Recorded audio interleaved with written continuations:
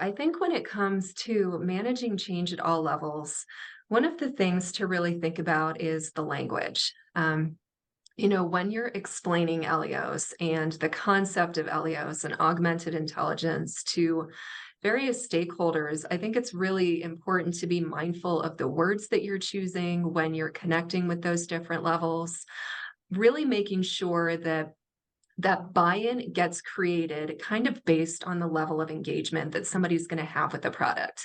Leadership really wants to hear about what's the return on investment for this? How is this going to put us as a leading org for digital innovation?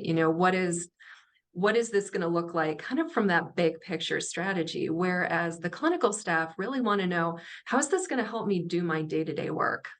What do I need to be able to explain to clients?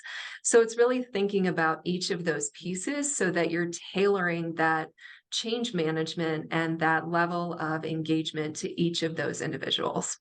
And I think that was something we spent a lot of time really thinking through is, how am I going to explain this to each of those folks? And I think what we found is that did work well for us. And I think, we've managed to create some really incredible buy-in, and we're in, kind of this pilot phase, and we're still in the midst of pilot phases, but I think that's where we continue to refine, based on what we find from the pilots. What do we need to change about the language? Is there something that we could have done better before we get to that full rollout?